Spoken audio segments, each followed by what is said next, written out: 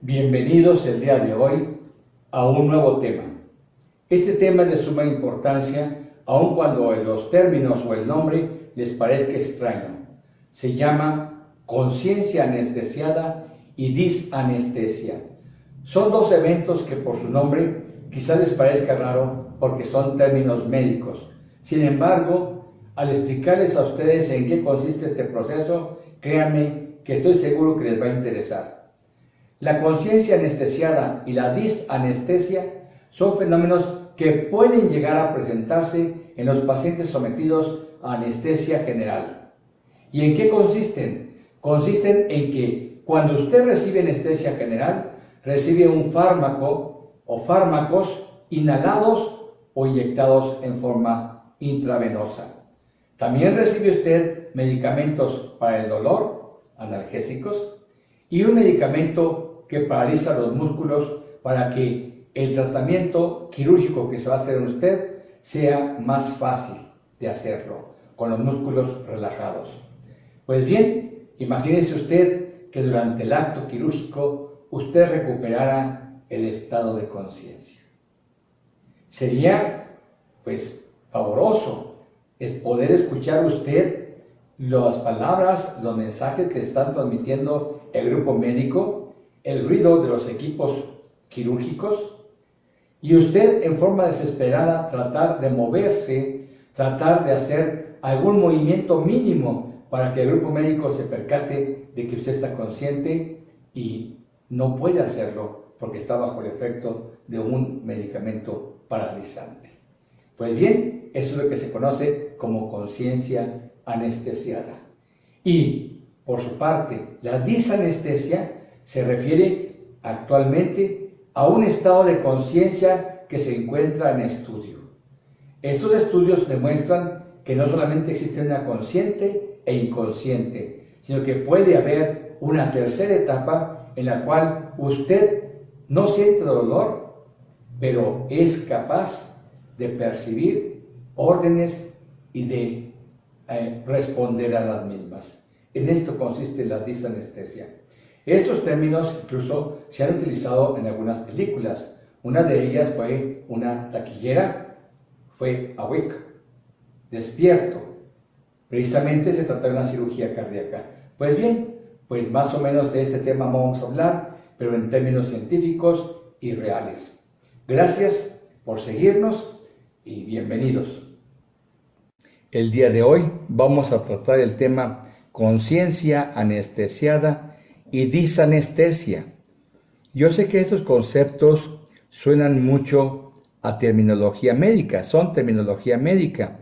Sin embargo, vamos a tratarlo desde un punto de vista en el cual todo el público pueda comprender estos términos. Bien, tenemos que entender qué es la anestesia general. Cuando se va a someter al paciente a un tratamiento de cirugía mayor, se utiliza un tipo de anestesia que se conoce como anestesia general. La anestesia general consiste o el objetivo es lograr que el paciente pierda el estado de conciencia, es decir, llevarte al inconsciente. Para ello se recurren a medicamentos por vía intravenosa o bien por vía inhalatoria, por vía respiratoria. Aparte de ello, el anestésico nos va a ocasionar amnesia en estos pacientes, es decir, que el paciente no tenga recuerdos de la cirugía. Independientemente de esta anestesia, se aplican medicamentos para el dolor, que se conocen como analgésicos, y otros medicamentos que se usan para causar parálisis de los nervios y de los músculos para que el paciente esté relajado y la cirugía se pueda llevar a cabo de una manera más cómoda, más adecuada. Por lo tanto, tenemos así inconsciencia, amnesia, analgesia y tenemos parálisis neuromuscular. Ahora yo quisiera que usted se imaginara qué sucedería si ese paciente anestesiado recuperara la conciencia, fuera consciente del procedimiento al que se está sometiendo e incluso pudiera escuchar los comentarios médicos o el ruido del instrumental quirúrgico utilizado. Esa persona no podría comunicarse con el grupo médico y gritar o decir estoy sintiendo o estoy despierto. No podría hacerlo porque lógicamente tiene parálisis muscular. Esto de hecho pues fue el tema de una película que se llama Despierto, Awake, con mucho éxito, por cierto, muy taquillera esta película. Y precisamente esta película se basa en una cirugía mayor, en anestesia general, en un paciente con cirugía cardíaca.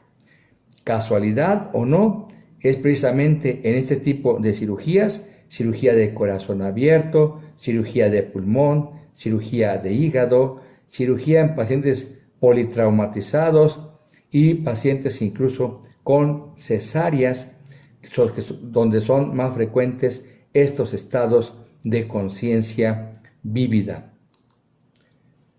Así que pues trate usted de imaginarse en un momento determinado que pues usted está siendo operado y está escuchando las pláticas del grupo médico que lo está atendiendo y desesperadamente usted trata de mover sus músculos para indicarles que está consciente de lo que se está haciendo y diciendo y no puede lograrlo. Aquí se presentan dos tipos de episodios. Lo que se llama conciencia anestesiada o accidente en la conciencia y otro fenómeno que se llama disanestesia. La conciencia anestesiada se presenta con una frecuencia de 1 en cada 1000 pacientes bajo anestesia general en Estados Unidos. Y en este concepto vamos a poner varios parámetros. 1, quizás eso se pueda deber a que la máquina de anestesia no está funcionando en forma adecuada. 2, a lo mejor la dosis que ha indicado el médico anestesiólogo está por debajo del umbral del paciente. 3, no todos los pacientes van a actuar de la misma manera o van a reaccionar de la misma manera a la misma dosis y con el mismo medicamento. Y el 4, quizás se deba a un efecto secundario de los medicamentos.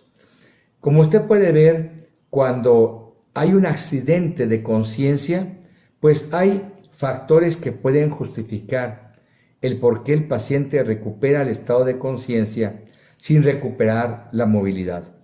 También hay una explicación de por qué lo más llamativo de estos pacientes es recordar experiencias auditivas.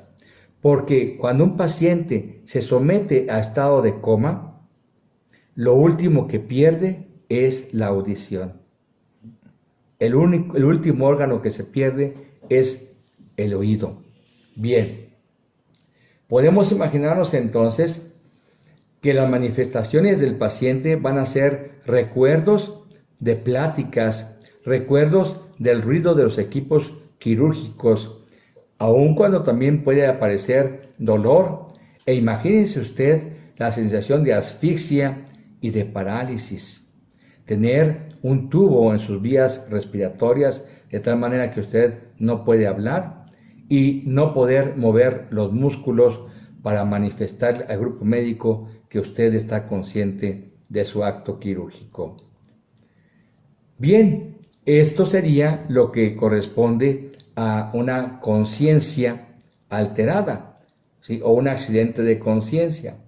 Pero hay una serie de datos que ha estudiado cuidadosamente un médico anestesiólogo de la Universidad de Oxford, Jaideep Pandit.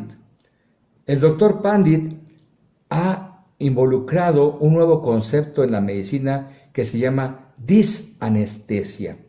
Y la disanestesia él encuentra que es un estado, quizás un tercer estado mental, un tercer estado de conciencia. Es un estado en el cual el paciente no está consciente, pero tampoco está inconsciente. Bien, ¿qué observó el doctor Pandit? El doctor Pandit observó lo siguiente.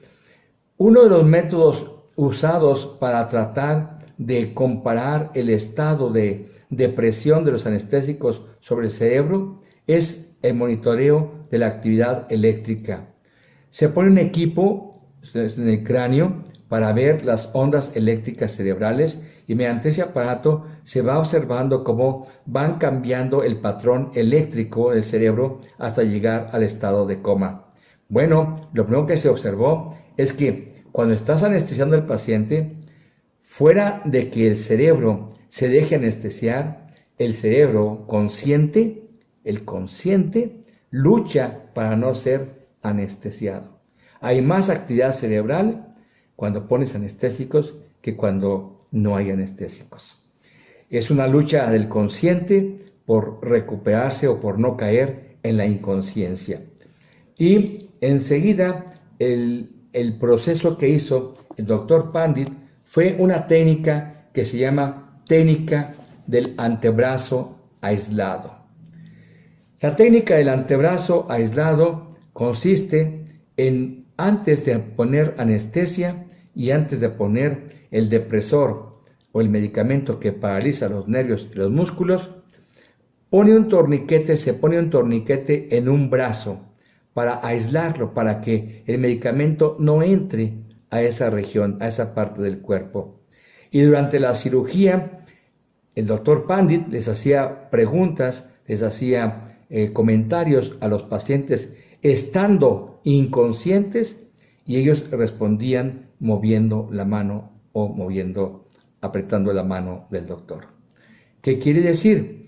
Quiere decir que escuchaba al paciente, procesaba la información en su sistema nervioso y cambiaba esa información a una actividad de motilidad, de movimiento.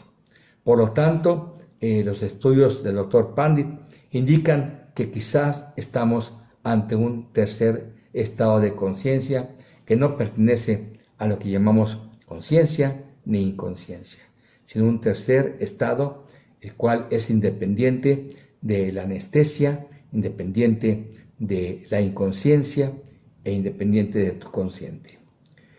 Bien, aquí presentamos en esta diapositiva las cirugías donde es más frecuente este tipo de eventos, en cirugía de tórax, corazón y pulmones, en intervenciones cesáreas, en cirugías de abdomen en hígado. ¿Por qué en estas? Porque en estas, por el tipo de cirugía, se debe de disminuir la dosis de anestésicos para no dañar el órgano que estamos operando. Y bueno, imagínese usted estarse consciente durante un acto quirúrgico, pues lógicamente la sensación de asfixia, la sensación de recordar estos eventos que no pasan después de la cirugía, sino que pueden durar semanas, meses o hasta años y causar un problema conocido como estrés postraumático. Lógicamente, se puede imaginar usted la desesperación del paciente por tratar de comunicarse con el grupo médico para que hagan algo, es decir, quizás aumentar la dosis de anestésico o suspender el procedimiento. Es un trauma bastante terrible para los pacientes. Y bueno, pues con estos estudios del doctor Pandit, pues queda en duda todavía qué tanto conocemos de los estados de conciencia, del estado de conciencia del ser humano.